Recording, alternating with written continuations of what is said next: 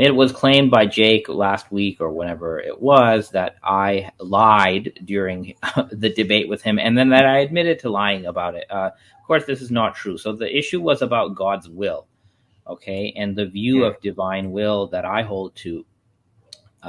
So I believe that God's will is eternal and modally is necessary, that what God wills to happen, namely God creating the first intellect, could not have been any other way. This is my position. This is also the position of Ibn Sina, and Jake says that my position that God's will is modally necessary, not ontologically necessary, but modally necessary. Jake thinks that this is not the Ismaili position, and therefore he thinks I was lying about that. This being the Ismaili position in the debate.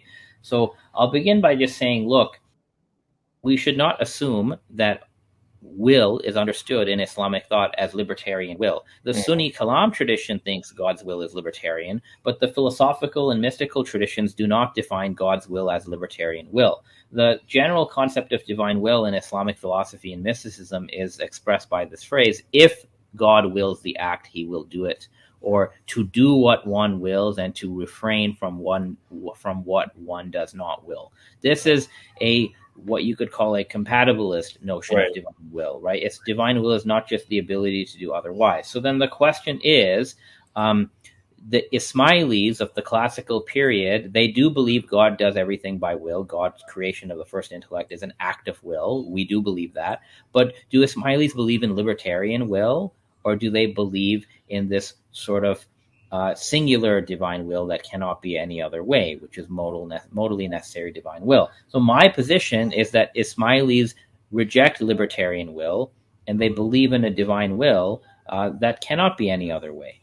That's my position. Now, here's what the Ismaili texts actually say. So we have here an Ismaili text from the 1200s, Nasir bin Tusi writing as an Ismaili, where he actually goes out and says, when God became conscious of himself as the creator, which is an eternal self-knowledge of God, when God recognizes himself as the creator, from that realization, creation became necessary. And the creation is the first intellect. So this is outright necessitarian divine will, right? So creation is necessary.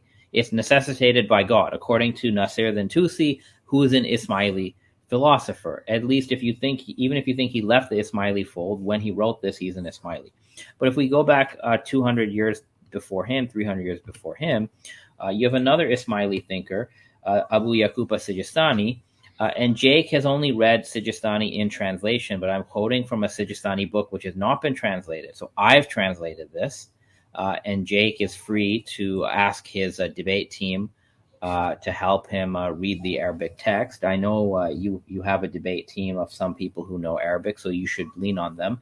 So grab this text. Now here's what it says. So Sijistani says, and this was in my debate slide. So Jake has been ignoring this quote for the past month and keeps telling people that I'm lying about what Sijistani believes. But here's what Sijistani believes.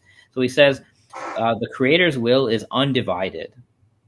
Okay, so it's completely unitary.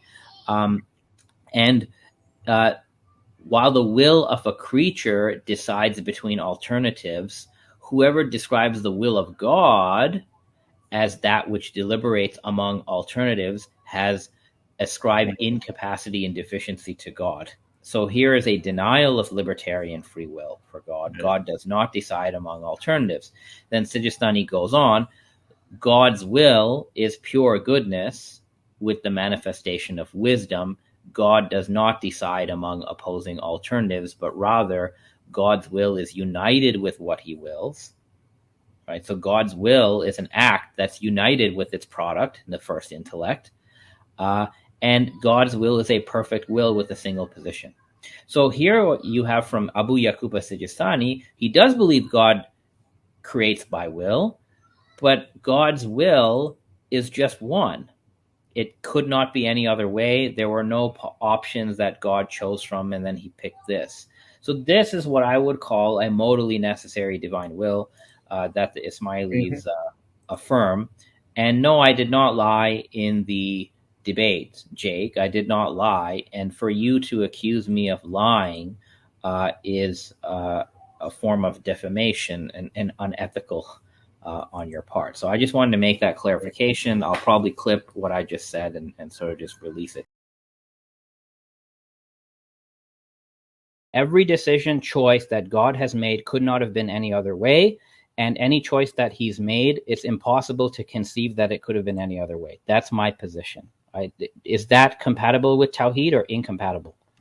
I take As-Sijistani's position in his refutation of it. Okay, so again, can you answer, is what I just said compatible with Tawheed? God's decision could not have been any other way.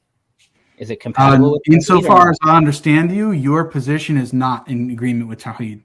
I actually just read to you verbatim what I read to you, the words of Muhammad Hijab in his London Nia video published 6 months ago. You can go see it. He literally says what I just said. So Muhammad Hijab is teaching a view of Tawheed that you think is not Tawheed, yet you go and work for the Sapiens Institute. So are you just being inconsistent here? Yeah, I can read it.